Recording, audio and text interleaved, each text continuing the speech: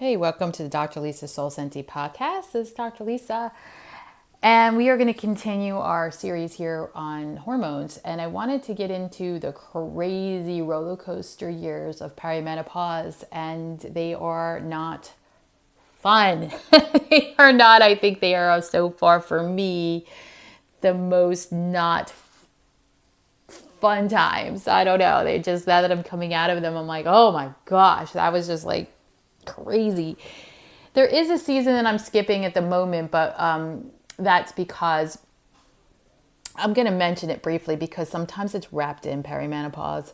But it's like the years between the pregnancies. They're a bit of a roller coaster years. And there's some things I want you to look for.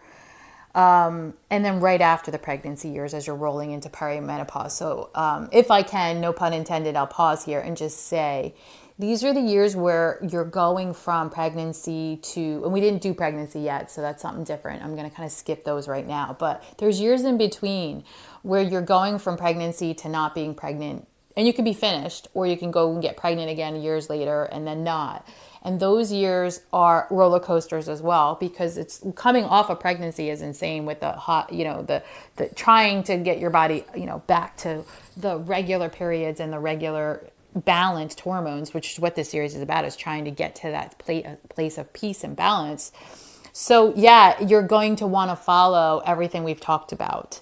Even if you're having, sometimes you have a baby and now you have infertility problems, right? Or you've had infertility problems and all of a sudden you all of a sudden just get pregnant.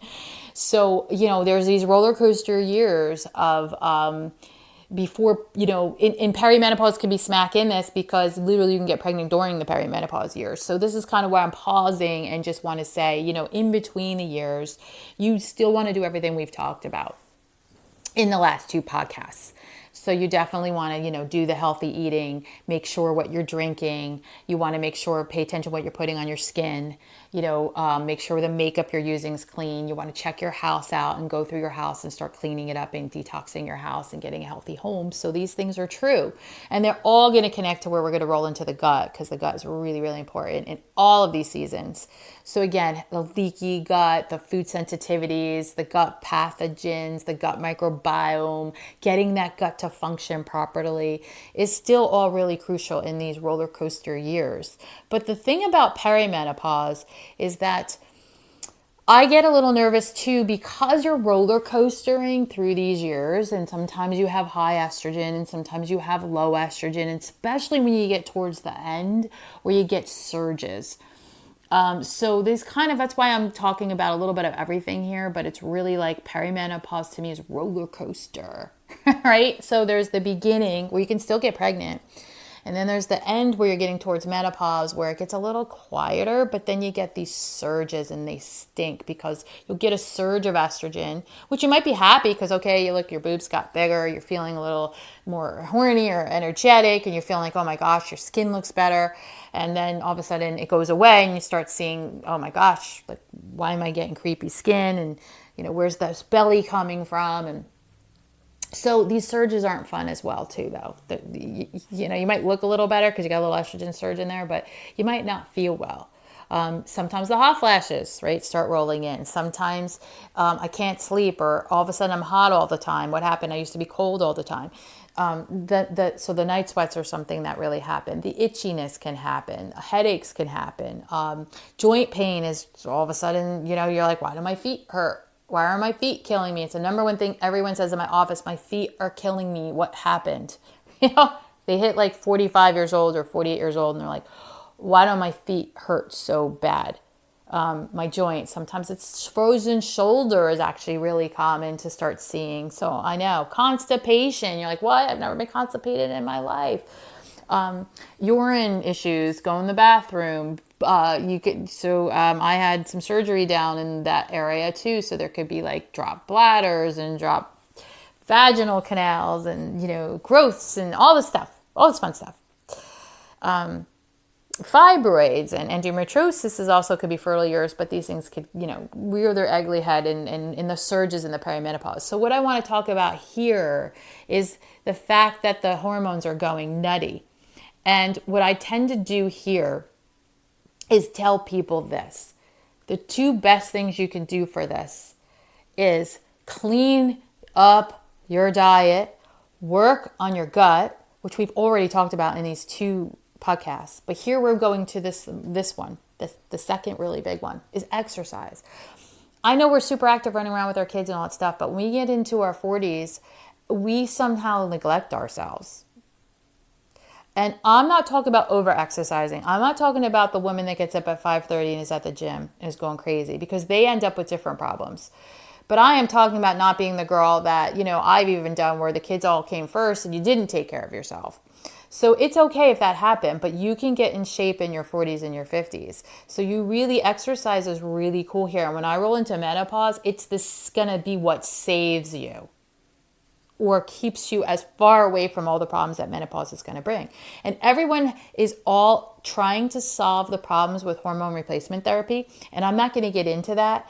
I have my theory on that, and we will talk about that in menopause. But in perimenopause, you still have your hormones. They're not going to put you on hormone replacement therapy. And what you really need to do is start an exercise program here. And you're going to hear that running and cardio isn't really the thing anymore. It's still important because you're going to keep your muscles strong. You're going to keep your heart strong.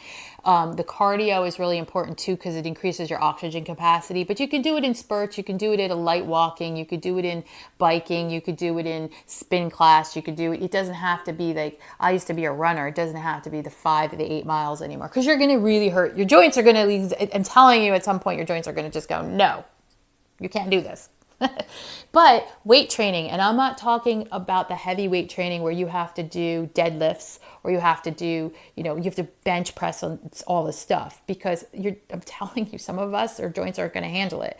Some people can actually do this. I think the gymnasts and the people who have been doing it for a long time, they still have that strength and the ability. But if you're trying to jump into it, just be careful. I've tried many times and I'm pretty athletic and I'll get a trainer and they kill me. And like I said, I end up with a frozen shoulder. So just be careful.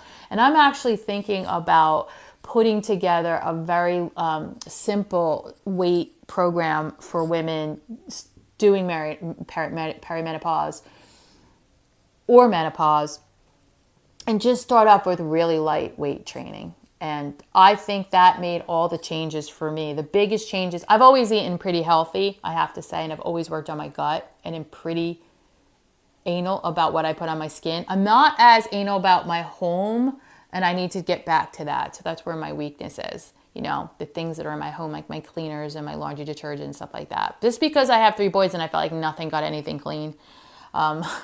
But I do need to get better on that. We all have places we can improve upon. But the biggest change for me, maybe for you, it will be changing your diet and cleaning up your lifestyle. But if you're already there, people say to me, like, Dr. Lisa, what else is there? There's a lot more because there's layers here. But really, the weight training, and you can do it in your house. You can buy the 2-pound weights. You can start off with no weights, and then you can add 2 pounds. And then once that gets easy, you can add 5. And then once that gets easy, you can add 8, right? That's where I'm at right now. I'm at 8. But I'm starting to do all the exercises I've been doing for the last 5 months at 8 pounds. And it's a challenge because you have to go really slow. I have really bad shoulders from adjusting people for 30 years. So there's no way I could lift like an 8-pound weight just straight out, like put my arms straight out. I'll have this clicking and I might actually catch, a little bit of a tendon there. Or if you're going to put your arms to your side and you lift them out to the side, it's really going to be hard for me to do like a 10-pound. It's probably not even safe. So you kind of need to know that that's like where, a person like me, or if you have a chiropractor, you could talk to them like, how do you do the lift? That's why I'm thinking of doing some kind of course where I just show you how to do the motion, and then you just start off with light weights until it's easy and then go up a tiny bit.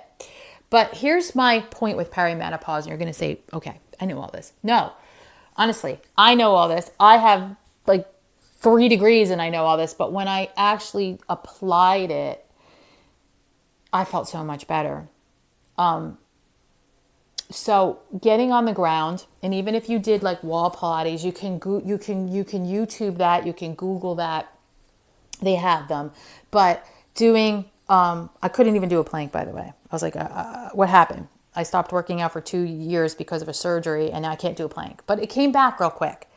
So, being able to do a plank, but it doesn't have to be a plank where you lift yourself on the side and you spread out your arms like a starfish. You could just do a plank, and you could use your knees if you need to. If you have really bad shoulders, maybe not. Then I would give you a different thing to do. But starting to build that core, but not having to do a billion sit-ups, building your core, building your strength, having your body start and be able to hold its own weight, being able to press, put a load on the bones and the muscles and the skeletal system. Here's why. When we talk osteoporosis, which I'm going to get into, and I'm going to get into this stuff, but this is getting down later into menopause. When you get into ladies, when you're talking, if you're to listen to this, we're in the season of the 40s, right? We already just did all the fertile years. We just did all the infertility things. Now we're in like the not the late years, but the mid to late years. The best thing you could do in those 40s is prep yourself for the 50s. And then the 50s is really about preventing things that go on in those later years. One of them is osteopenia, osteoporosis. I'm going to get into this deeply, but you're also going to get suddenly your glucose can start going up, suddenly the blood pressure can start going up, and suddenly your cholesterol. You're pretty safe as a woman until that 45, 50 mark. And then the joints really start hurting. So what you want to do is you want to put a little bit of a load, not a huge load, on the systems. You want to, not a toxic load, a healthy load. Here's what I want to explain to you. Everything is really about balance. And so when you're talking about, let's say, the bones, let's say osteoporosis, this is a concern for perimenopause and menopause. This is why everybody goes, I need estrogen hormone replacement. Okay. I'm not getting into that, I'm not arguing that. What I'm saying is this is the natural way to prevent these things, is what you want to do is osteoclasts and osteoblasts. That's where osteoporosis comes from. You could dump all the calcium you want into your body. It's really not going to help. You do need a balance of this. The next thing I'm going to get into is your vitamins. You do need a balance of minerals in your body. You do need the correct amount of minerals. You need magnesium and calcium, vitamin D and zinc and selenium. And some of us need iodine, some of us don't. But there's definitely a balance, copper, of that you need for the bone to prevent. It's not all about calcium and vitamin D. And so I hear it from all the times from the MDs, and I'm like, oh my gosh, it's just really not. What the problem is with osteoporosis is that the balance system in the body and its immune system response, most of the things is inflammatory and an immune system problem. I'm telling you. Think of a seesaw. One side is osteoblasts and one side are osteoclasts. These are your bone cells, just like your immune system. And so one of them lays down bone, builds bone. So it's going to lay down new stuff to help keep your bones strong. It's about quality, right? How strong are your bones? And then one of them is going to break down bone. And your body does this all the time. You just don't know it. It breaks down bone and builds bone. It breaks down bone and it builds bone. So your skin does it too. It sloughs off old cells and puts down new cells. So your bones do it. They slough off the old cells and they put down new cells. That system, that balance, when it gets altered, your body stops putting down new bone. It starts just breaking down bone. So you get a less quality bone. They call it density, but it's not really density. It's really just about quality. Right? So you get more of a brittle bone. And you want to have more of the building cells. You don't want to have one more than the other, but when you get older, you get less building cells. So that's what you want to do, is you want to increase that. You want to build that up. And you do that by putting a load on the bones. So I'm getting into this whole osteoporosis talk, but that's where I want to bring it into the strength training or walking or a little bit of exercising where you're actually putting some stress onto the bones. And I thought the biggest change I made through all the horrible ups and downs of perimenopause was when I started doing this light training thing that I'd love to introduce to you guys. If you do, DM me, let me know if you think this is a great idea. But this is something I love to bring because it's been working for me. And I've seen the belly fat go down. I had that out of nowhere. I had this really snatched body for a long time. And even 3 kids, everyone was like, oh my gosh, she's so good. But I jogged, right? And then when I couldn't start jogging because my feet were killing me and the bones were hurting, I was like, what's going on? So jogging wasn't that jog, that bouncing, that pressure wasn't what I needed. When I got into some of the light training, and I couldn't really spin anymore because I had surgery in the ladies' private part, and that was a nightmare for me. So, you get into these seasons where you're like, darn it, I can't get where I used to be. I used to be jogging and running and never gaining weight since I was 16, and jogging through high school and college, and that just halted. And then I went to spin, and that halted. So I can tell you that where I am, and I'm 54 now, and I'm almost to menopause. I'm just not there. But looking back, that lightweight training helps.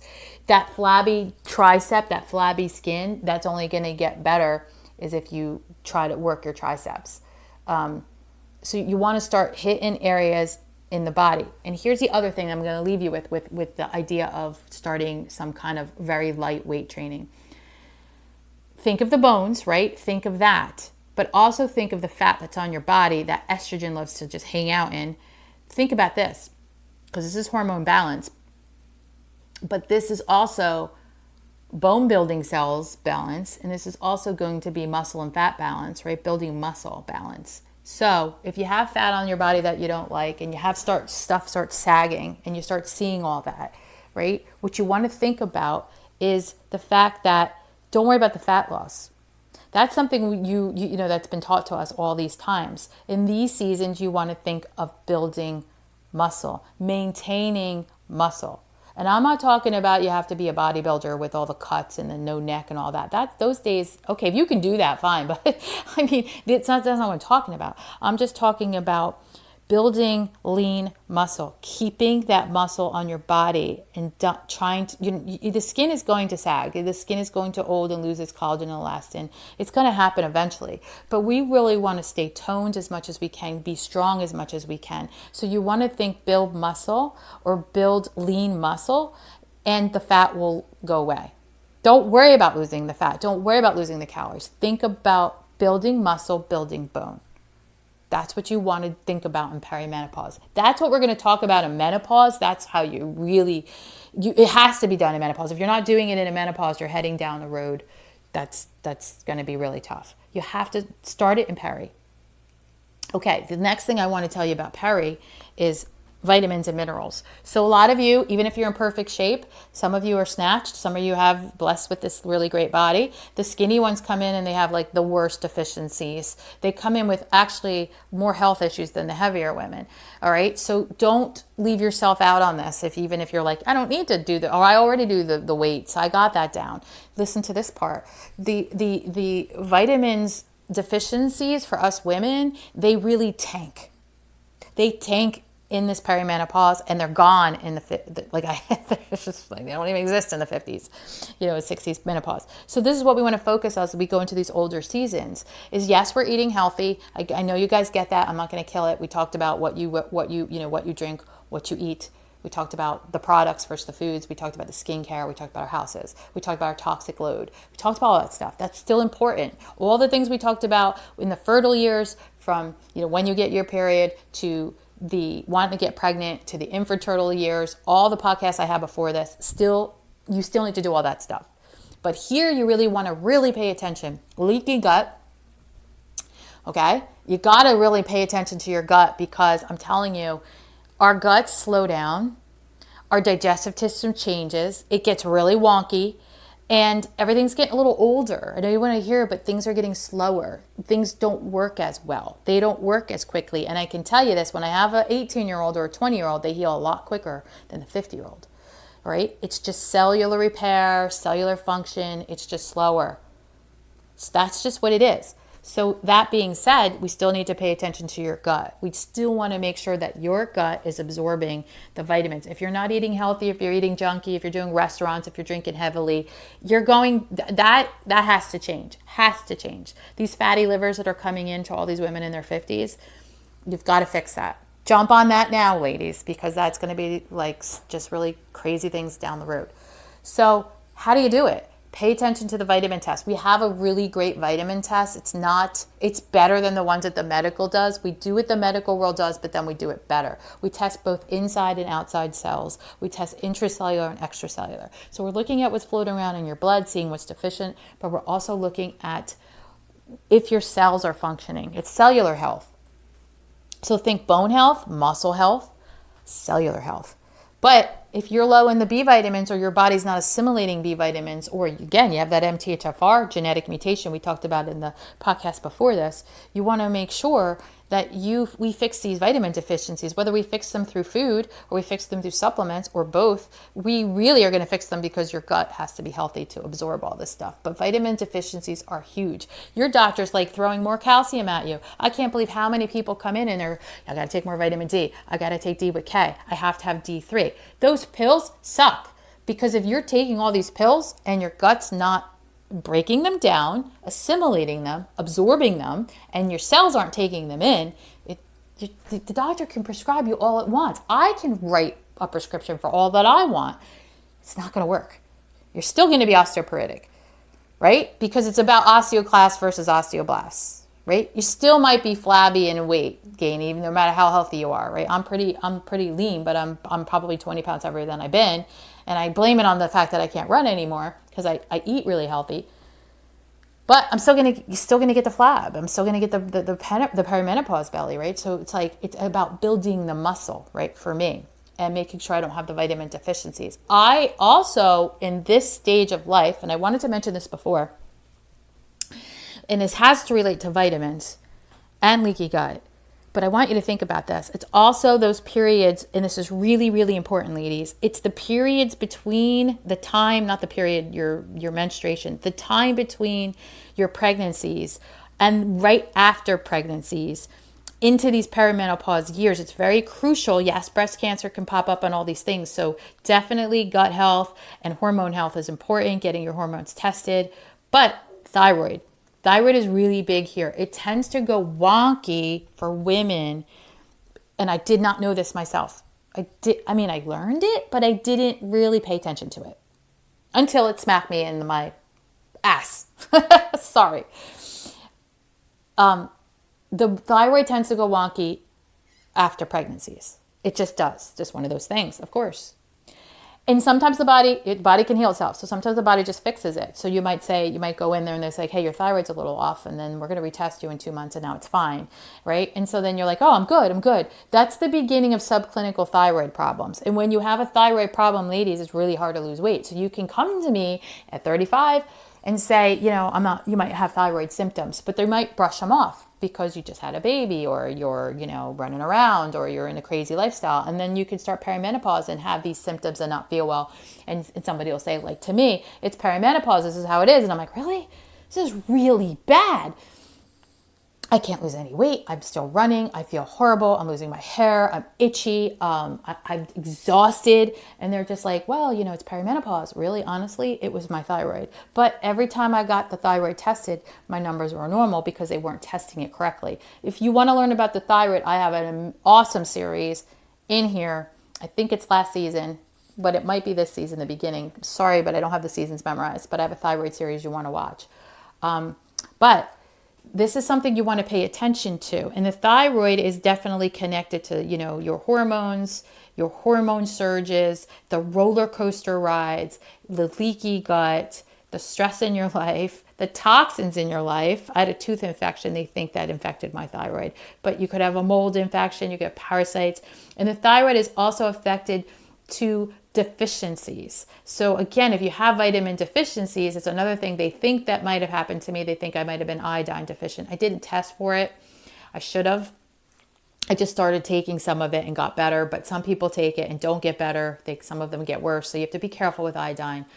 So that's why, you really should meet with someone like me about something like that. But, B2, B3, magnesium, vitamin C, iron, copper, these are all kind of needed for the thyroid to work properly. If you're taking in more bromide, if you're taking in more fluoride and not enough iodine, that could be a problem. If your fluoride is too high, that could be a problem. There's lots of things with thyroid, lots of things. So, but it's one of those things by the time they say, I think you're 80, like if we had a bunch, by the time you're 80, like 80% of 80-year-olds, I think, have a thyroid problem. It's like every 10 years, I think it adds.